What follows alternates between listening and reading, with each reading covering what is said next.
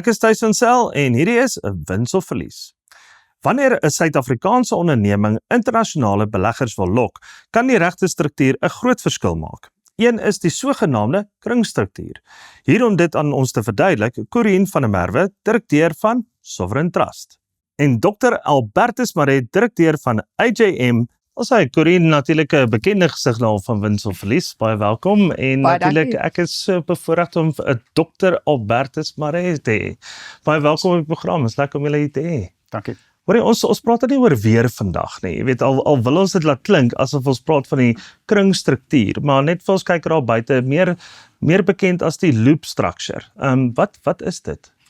Thys, dit is basies waar jy 'n buitelandse struktuur het, maatskappy of 'n trust, wat 'n Suid-Afrikaanse bate besit, en by die buitelandse struktuur het jy dan Suid-Afrikaanse begunstigdes, as jy dink aan 'n trust, begunstigdes van 'n trust, of wanneer jy dink aan 'n maatskappy, aandeelhouers wat Suid-Afrikaanse belastingpligtiges is. En dan is daar nog 'n geval waar jy 'n buitelandse struktuur het, wat 'n lening maak na Suid-Afrika toe, en die buitelandse struktuur het dan ook Suid-Afrikaners as begunstigdes. Daai lening in, val ook onder daardie kategorie. Dis nogal interessant. Jy weet, Albertus, julle van AJM af, ek bedoel, hoe help julle met die hele, kom ons sê nou maar hierdie hele struktuur, en wat doen julle in praktyk? Die waarheid is dat baie van hierdie strukture word opgesit nie noodwendig hoofsaaklik vir belastingverwante redes nie, maar daar's natuurlik redelik groot belastingoorwegings wat inspeel op so 'n buitelandse belegging en struktuur. So dis om eerstens te adviseer op hierdie belastinggevolge, nommer 1. En 'n deel van ons filosofie of geloof ten minste is dat jy met jou eie advies kan implementeer. Deel daarvan natuurlik is dat jy moet betrokke wees uit 'n valutabeheer perspektief. Ja. So met aansoeke byvoorbeeld na die Reservebank en so meer om seker te maak dat hierdie goed op die regte regulatoriese wyse geïmplementeer word. Maar vir watse tipe van kom ons sê net maar regsentiteit of maatskappy maak hierdie tipe van strukture sin? As jy 'n Suid-Afrikaanse maatskappy het byvoorbeeld. Suid-Afrikaners wil belê met buitelandse geld in Suid-Afrika. Ja. En dan ontstaan so 'n struktuur. Byvoorbeeld, jy tipies het jy Suid-Afrikaanse begunstigdes of Suid-Afrikaanse familie wat geld bygedra het en hou deur 'n buitelandse trust. Nou in die verlede sou so 'n trust nie toegelaat gewees het onder valutabeheer voor 2022 om terug te belê in Suid-Afrikaanse bates nie. Dit is nou toegelaat. Met ander woorde, ons word nou toegelaat om hierdie kringstrukture te hê en daar is allerhande belastingvoordele gekoppel daaraan, soos byvoorbeeld om kapitaal uit die land uit te kan neem, byvoorbeeld teen verminderde dividendbelastingkoerse. Okay. Wat nou absoluut natuurlik sin maak. Jy weet, so Corien, maar as 'n mens nou kyk weer in praktyk, om dit prakties nou doenbaar te maak, want die hele proses klink baie gecompliseerd. Maar as 'n mens byvoorbeeld dan nou sal sê, jy is hierdie besigheidsstrukture as jy dit nou wil gebruik binne in Suid-Afrika, maar tog in die buiteland vir die buitelandse doeleindes daarvan, maar soos wat Albertus ook sê, dit is ook weer vice versa. Jy weet, so is dit waar die hele kring ding vandaan kom? Geld maak die ronde die hele tyd. So as jy prakties gaan dink, ons het die buitelandse struktuur, ongeag hoe hy geld gemaak het. Nou bekom hy die aandele, subskripsieooreenkoms, raak 'n aandeelhouer van die SA maatskappy, so die geld vloei fisies in Suid-Afrika in. Saam met dit het jy dan nou baie keer die aandeelhouers lening wat inkom. Nou doen die Suid-Afrikaanse maatskappy besigheid, of daar's die operasionele maatskappy aan die onderkant, hulle verklaar 'n dividend na die houermaatskappy toe, houermaatskappy verklaar dan nou weer 'n dividend boontoe, of daar's terugbetalings van lenings. So dit maak, die kringstrukture maak die vloei van geld net eintlik soveel makliker. En die idee agter dit is eintlik maar om die ekonomie aan beide kante van die strukture gestimuleer te hou. Ja. En dan die banke kry natuurlik die voordeel, want ons het heeltyd die omskakeling van die geldeenhede. Wat is daar aan jou kant toe? So ek wil myself verstout om te sê, dit is hoekom dit toegelaat is, toe nou van sedert, kom ons sê 2022, of is, en hoekom is dit nou basies weer aangepas? Ons is een van die min lande in die wêreld wat nog valutabeheer toepas. Mense sal weet dat jy kan nie net, jy weet, belê in die buiteland sonder goedkeuring van die Reservebank nie. Die rede daarvoor altyd was om te sê dat jy weet waar ons geld maak in die Suid-Afrikaanse ekonomie, is die voorkeur dat jy terug belê in die Suid-Afrikaanse ekonomie, eerder as in 'n ekonomie van, jy weet, die VK of die FSA of dan welke dergelike ander plekke daar ook al is. Sedert 2022 is die regering, wyle minister Mboweni het dit aangekondig in die begroting toe, besig met strategiese en stelselmatige verslapping van valutabeheer. Om te sê, weet, in 'n moderne ekonomiese omgewing kan ons nie kompeteer met ander lande as ons hierdie amper argaïese stelsel nog handhaaf nie. En dis een van die stappe wat gebeur het. So, omdat kringstrukture eintlik die vermoë geskep het in die verlede om winste belastingvry of belastingvriendeliker land uit te neem, was daar bloot net 'n verbod daarop.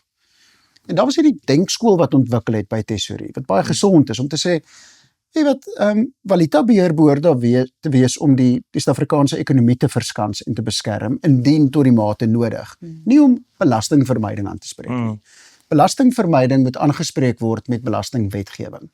En ons het toe wetgewing ontvang, wat gesorg het dat daar meer effektief, nie drakonies nie, belasting gehef word op hierdie kringstrukture, wat beteken dat ons hierdie verslapping in valutabeheer bestel gehad het, om seker te maak dat ons nou mag terugbly in die Suid-Afrikaanse ekonomie. En tuis hoekom nie? Ek bedoel, Nou weet jy sit met Suid-Afrikaanse families, met buitelandse kapitaal, wat sê, ek wil dit belê in die ekonomie. Ja. En die Reservebank gesê, jy mag nie. Dit was letterlik die reël gewees, tot 5 jaar terug. So met ander woorde, kom ons sê daai kapitaal kom van die buiteland af terug. En word dan hier belê in, kom ons sê X, Y en Z byvoorbeeld. Dis either in 'n direkte beleggingsstruktuur of dit word in 'n ander maatskappy belê of enigiets soos dit. As hulle dan nou weer wil terugvat, dan word dit dan nou nie geag as diskresionêre kapitaal met ander woorde nie. Jy weet, is ek dit Ja, want dit is ons nou tipies in die struktuur, in die so SA-maatskappy. So dit het niks te doen met die persoonlike allowances wat ons het, wat ons mag uitneem. Is hierdie die tipe van goederes waarin Sovereign Trust dan nou ook basies weet spesialiseer, maar wêreldwyd dan? Ja, so ons rol sal inkom by die implementering, waar Albertus hulle tipies die advies sal gee, hoe word die aandele gestruktureer, hoe kom die geld in, hoe sal dit uitvloei. Ons sal daai advies vat en dan gaan rig ons tipies eers die trust op in die buiteland en dan volgende die maatskappy en waar ons dit uit Suid-Afrikaanse perspektief uit, ons verduidelik hoekom is daar reëls aan ons oorseese kantore, sodat ons nie 'n stap eers mis nie. Een praktiese ding wat baie keer gebeur is, die betaling van die aandeel, die subskripsie vir die aandeelkapitaal. Baie ouens mis dit. Nou as jy nie dit het nie, gaan jy nie jou goedkeuring kry vir die endossering van jou aandelesertifikaat nie. Maar dit is so 'n klein stap. Baie keer is die aandeelkapitaal nominaal, is R10,000. Ja. So jy dink nie eintlik daaraan nie, maar as daar geld nie fisies vloei nie en jy kan 'n bankstaat wys waar dit ingekom het nie, gaan jy nie jou endossering kry nie. So ons rol is eintlik maar in Suid-Afrika om ons oorseese kantore daaroor in te lig en seker te maak elke stap volgens die belastingadvies word wel geïmplementeer. Alles baie interessant, maar ek dink net hierna nog ons 'n bietjie verder gesels, jy weet, rondom hierdie kringstrukture. Net hierna kyk ons hoe hierdie strukture in die praktyk werk.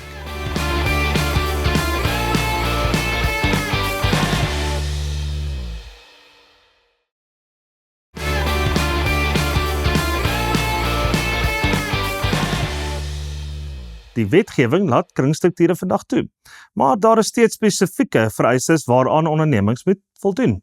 Kom ons kyk hoe hierdie prosesse in praktyk werk.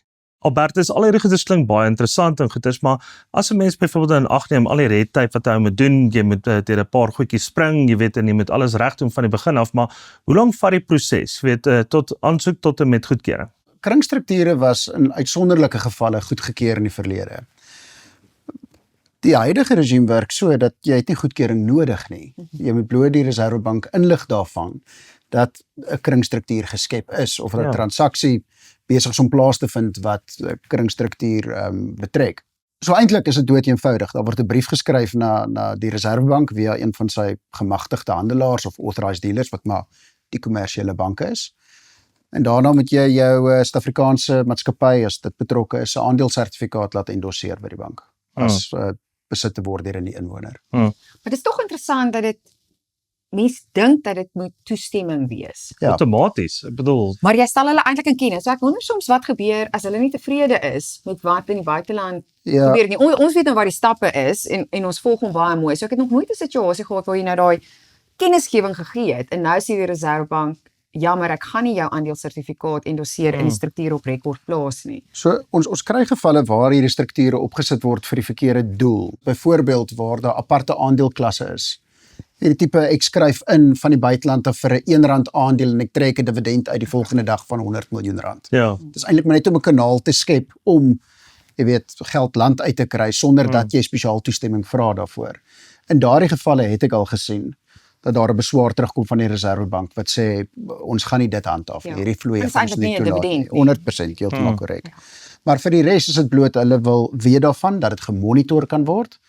En weer eens, Thys, ek dink dit is net geweldig bemoedigend dat dit is 'n dit is 'n vermindering in beslommernis om besigheid te doen. En dit is Ja. tog wat ons wil sien in die ekonomie op die einde. Ja, absoluut. En ek bedoel, so met ander woorde, maar in die verlede was al 'n vertragings gewees. Correct. En ek dink ek verstaan nou 'n bietjie meer hoekom al 'n tipiese vertraging sou gewees het, want as jy nuwe stelsels ons in die plek sit, jy weet dan gaan dit 'n tyd vat, jy weet, en natuurlik daar's ouens wat kansse vat. Op wie val die onus byvoorbeeld as jy 'n kringstruktuur struktureer en jy kom eintlik agter, maar hoor jy is besig met die verkeerde goed. Is dit iets wat jy tipies sal uitwys en sal probeer regmaak of is dit nie eintlik julle hoofsaak van besigheid nie? Tipies by ons, omdat ons die kennis het, kom daar nie sommer voetfoute nie. Ons weet wanneer en hoe om die trust op te rig. Ons weet hoe om die maatskappy te doen. Ek dink wel, wanneer ons sou optel, iemand kom vra dalk van ons om, hulle praat van 'n health check te doen op die struktuur. Ek sal dan tipies na 'n AJM toe gaan om te sê, ek dink dinge lyk nie lekker hier vir my nie, want ons kan stop offshore. So sodra daai lyntjie oorkom na Suid-Afrika toe, gee ons weer oor aan Suid-Afrikaanse experts. Ja. Dis waar ons verantwoordelikheid sal stop ten opsigte van die oorsese strukture. Opsin. Ek het al baie gesien dat en dit is omdat belastingwetgewing is tipies meer konkreet, is swart en wit en dis eintlik, jy weet, ons brood en botter. Dis maar eintlik waar ons spesialiseer. Met valutabeheer egter is dit onderhewig, maar eintlik aan die beleid van die Reservebank. Is eintlik ongeskrewe reëls groot. Ja. Soos die Reservebank het 'n mandaat om sy eie beleid te ontwikkel, wat ook al nodig is om die Suid-Afrikaanse rand te beskerm. Jy wil nie die Reservebank ontstel nie. Nee. SARS is een ding, maar dit bly net belasting ten minste. Ja. Dis ten minste net 27%. Ja. Die Reservebank is jou hele welvaart. Ja. En ek het al gesien, gelukkig daarom nie kliënte van ons nie, maar dat die Reservebank net voor die voet rekeninge sluit en sê jy kan nie meer Suid-Afrikaanse bankrekening hou nie. So. Probeer besigheid doen sonder 'n bankrekening te Nee, kan nie. So as 'n mens byvoorbeeld dan kyk, jy weet van sovereign se kant af ook. Ek bedoel so in 'n buitelandse perspektief, jy weet julle buitelandse kantore wat julle het en natuurlik vennootskappe ensovoorts. Is daar enigstens tekens, jy weet dat die Reservebank basies jy weet meer lenient raak, jy weet en as dit kom by valuta bestuur en is daar jy weet van die buiteland af, jy weet gesprekke byvoorbeeld met ons Reservebank en regering om te sê maar let's do ease of business. Ek bedoel, want dit is baie moeilik om geld uit die land uit te kry. Middel 22 dink ek was dit traag om die goedkeurings te kry en die Ja. banke was op hulle senuwees gewees en kom ons kyk eers waar staan die Reservebank voordat ons net ons goedkeurings gee. Dit het ons vir 'n hele ruk gewag. Ek dink sedert 23 tot waar ons nou is dit regtig, dis nie 'n moeilike proses nie. Jy moet net weet wat is die stappe, geld vloei in of geld vloei uit. Wat ons nou begin sien 2-3 jaar na die tyd is waar die dividende wel verklaar word. En dit ek kan werklik waar vir jou sê, ons het nog nie een situasie gehad waar hulle sê die dividend kan nie vloei nie. As alles in plek is en soos jy vroeër tereg verwys het, as dit sin maak, kommersiële sin maak en is werklik 'n dividend wat vloei. Wat aan hierdie kant gebeur is, die belasting word oorbetaal aan SARS. Die ouens wat die geldeenhede omskakel, hulle maak seker al die boksies is die kant getik. En dan is dit regtig maklik. Ons het nog nie een situasie gehad waar hulle 'n dividend teruggekeer het om nie te mag uitvloei nie. Jy weet basies. Ja, ek wil twee goed by sê. Die eerste is daar's onlangs weer 'n verslapping gewees wat reël dramaties is dat Suid-Afrikaanse trusts kan aansoek doen om kapitaal te verdeel en uit te keer na buitelandse trusts toe. By ons doen, jy weet, baie gereeld aansoeke van tot, jy weet, vir van die meer welvarende families tot 1 miljard rand wat op beslag uitvloei. Ja. En wat geweldig bemoedigend is tuis, is ek verstaan dat daar is empiriese bewyse, ek het dit nou nie aanhaal nie. Maar wat toe die kringstruktuur bestel opgehef is, ek gesê het ons kan die restrukture belê. Was daar meer kapitaal invloeie in Suid-Afrika as uit? Ja, wat vir jou wys ongelooflik wat dit is as 'n mens net, jy weet, van hierdie, soos jy sê, red tyd. Maar hier's beleggingsgeleenthede teenoor die res van die wêreld. Want ek dink dis ook baie keer 'n voetfout wat gewoon, kom ons sê maar 'n buitengewone groter welvaart, kom ons sê portefeulje, wat homself so graag in die buiteland wil kry, maar dan sit hy byvoorbeeld met so 'n tipe kliënt, dan sê vir hom, okay, maar ek kan dalk in dollar terme dalk vir jou 1% kry op jou kapitaal, jy weet, en dan die risiko, riskantheid en die volatiliteit, jy weet, op hulle aandelebeurse is maar soortgelyk as in Suid-Afrika, maar jou verliese is klein bietjie meer as ook kom by valuta, kom ons sê net maar verskanse, jy weet, van die rand tot die euro of die dollar of wat ook al die geval mag wees. En dan sal hy kliënt byvoorbeeld dan nie die geld wil skuif nie, want jy's bederf in Suid-Afrika. Correct. Jy weet, so dit maak 100% sin. Ja. Maar ja, dis eintlik skokkend om te dink ja, daai statistieke hou ek nogal van. Kyk, wat vir my, en ek weet nooit wat maak jy van politieke risiko, wat dit beteken nie. Ja. Maar ek het baie kliënte wat dit ophaal in konsultasie sê, ek is bang vir die politieke risiko in Suid-Afrika. Ja. En dis 'n abstrakte term, ek kan nie my vinger op sit en sê wat dit beteken nie, maar mense is veral as jy, ek dink, heel wat eiers in jou mandjie het, om, jy weet, dit in Suid-Afrika te hou. Maar daar's 'n groot, en ek dink regering onderskat die burgerlike samelewing se bereidwilligheid om te belê in Suid-Afrika. Suid-Afrikaanse produk en bates, solank dit via 'n buitelandse struktuur gemagtig is. Wat natuurlik 100% sin maak. Ja. Bly ingeskakel, net hierna bespreek ons wanneer 'n kringstruktuur werklik die moeite werd is en wanneer dit dalk nie die regte oplossing is nie.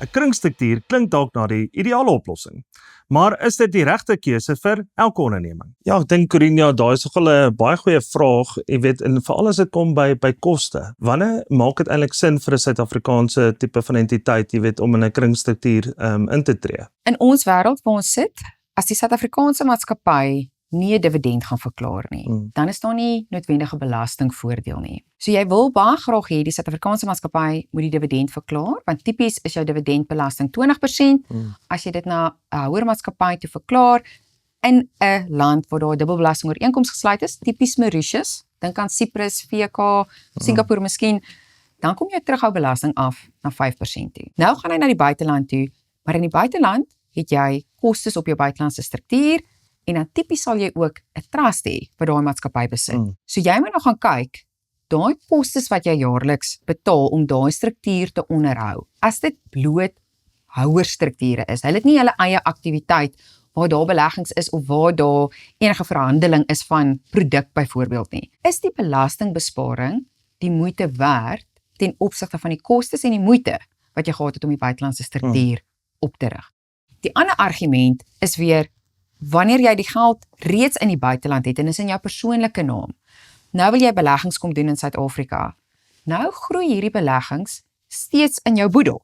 Dit mag dalk wees, dat dit nie net uit 'n kosteperspektief uit gaan sin maak, of dis nie dalk die enigste oorweging nie, kom ons doen dalk ook 'n boedelbelasting oefening, gaan kyk, is dit nodig om 'n buitelandse trust op te rig, maatskappy op te rig, SA besighede te besit, daar's kontinuïteit. Ja. Die struktuur bly steeds bestaan.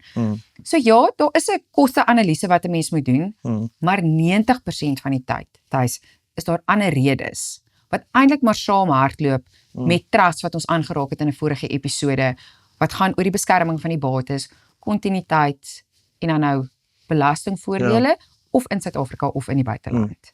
Interessant, en Albert, is daar aan jou kant toe, as ek kom by aandelehouding in hierdie strukture, jy weet, so met ander woorde van die buiteland af na Suid-Afrika, Suid-Afrika in die buiteland, ensovoorts. So, wat is die komplikasies daar? Waar mag jy hou en waar mag jy nie hou nie? So 'n individu kan aansoek doen vir 'n toelaag en bates besit in die buiteland. Suid-Afrikaanse maatskappye mag alleen aktiewe bates besit. So jy kan nie in 'n passiewe rentedraande instrument of 'n dividenddraande instrument sommer belê, sonder dat jy kan bewys daar's aktiewe besighede onderliggend aan waar die lening is of die aandelebeleggings is nie. Suid-Afrikaanse trusts is heeltemal taboe, mag glad nie bates in die buiteland besit nie.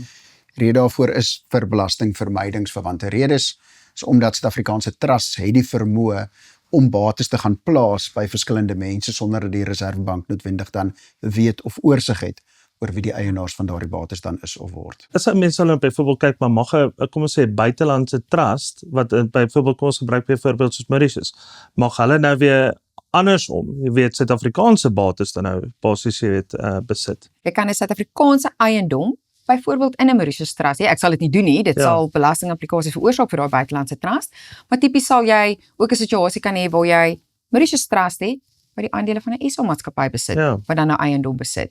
Daar is 'n verskil, die dubbelbelasting ooreenkoms verwys dan na 'n vermindering van 20% dividendbelasting na 10% dividendbelasting, sou die geld uitvloei. Maar daar's geen rede hoekom 'n buitelandse trust nie die aandele van 'n SA-maatskappy kan besit nie. En ek dink dit maak die buitelandse trust eintlik meer gewild as wat dit was voorheen. As mense byvoorbeeld gaan kyk in praktyk, Albertus, sien julle baie meer van hierdie tipe van strukture wat opgesit word uit familieoogpunte uit of kom ons sê tweede, derde generasie welvaart of eintlik net van maatskappye af?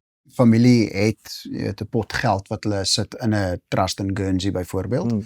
En jy weet van daar af word daar sekere beleggings gehou terug in Suid-Afrika. Byvoorbeeld, familie wil graag Naspers aandele koop. Weet, dan kan jy dit koop uit jou Guernsey Trust uit byvoorbeeld of 'n eiendom in Suid-Afrika, wat ook al die geval sou wees. Mense sien dit ook in 'n besigheidskonteks waar byvoorbeeld jy 'n Suid-Afrikaanse familie het wat 'n besigheid in die spreekwoordelike garage begin en die ding raak groter. En hulle besluit dan hulle gaan die besigheid Europa toe neem. Maar nou het hulle 'n houermaatskappy nodig iewers. Iewers 'n sentrale punt, 'n maatskappy van waar af kapitaal ontplooi word. En dis sê nou maar byvoorbeeld in die VK. Maar die VK-maatskappy wil ook 'n maatskappy en 'n besigheid in Suid-Afrika begin. En dan jy weer hierdie kringstruktuur wat ontstaan. Jy het natuurlik die Suid-Afrikaanse aandeelhouers bo met die VK-houermaatskappy met sy klomp filiale, onder andere 'n Suid-Afrikaanse filiaal. Dis 'n kringstruktuur en dit is nou uiteindelik toelaatbaar. Ek wil afsluit om juist daarby by Sovereign 'n laaste draai te maak om juist te sê as daar iets verkeerd is en jy het dalk in jou gedagte jy het dalk iets verkeerd gehad in die verlede byvoorbeeld in 'n struktuur, is dit iets waarmee jy dan byvoorbeeld sal tipies mee sal help? Ons kan baie vinnig optel prakties waar dingetjies verkeerd geloop en ons sal nie self die belastingadvies gee nie, dis vir ons vir Albertus hulle sal intrek, maar ons het dan die vermoëns. Sou die kliënt vir ons in beheer stel van die trust of die maatskappy om dit reg te maak. Maar wat is van jou kant af, net vir die kykers daar buite om af te sluit, wat is die een of twee goedjies wat 'n gewone ou basies weet as 'n voetfout maak en wat moet hy nie doen nie, jy weet om die regte ding te kan doen. Ek het baie gereeld gehad, ouens vlieg oor Mauritius toe en gaan sit die maatskappy daarop en sit 'n trust daarop en dan kom hulle in konsultasie by my en sê nee, ons het 'n Mauritius struktuur. Dan sê ek, jy weet, gaan julle gereeld Mauritius toe? Ja. Sê hulle nee, ons gaan nie gereeld Mauritius toe nie. Waar sê was nie daar die laaste 5 jaar nie. En sê ek het ongelukkig vir jou verrassing. Jy het nie 'n Mauritius struktuur nie, jy het eintlik 'n Suid-Afrikaanse struktuur. As jy van Suid-Afrika af hardloop, ons kyk nie na waar dit opgesit is nie. Dis 'n Suid-Afrikaanse ding dan. Daarom het jy mense soos Corinne nodig om die goed van daar vir jou te bestuur en te hardloop. Ja, so dis nie noodwendig ons in Suid-Afrika wat dit bestuur nie. As ek nou praat van ons, natuurlijk. Sal dit nou, daar is direkteure en trustees in Mauritius. Daar's warm bodies wat werklik kyk en hulle diskresie toepas. Hulle bestuur werklik vanaf die buiteland. As mense ook gepraat altyd toe loop, dan dink jy, maar jy is skelm. Jy weet in die meantime is dit eintlik 'n gestruktureerde struktuur as jy dit reg gebruik. Ja, maar baie dankie vir julle albei se tyd. Ons sien julle weer gou. Dankie. Ons sien julle volgende keer weer, net hier op Wins of Verlies.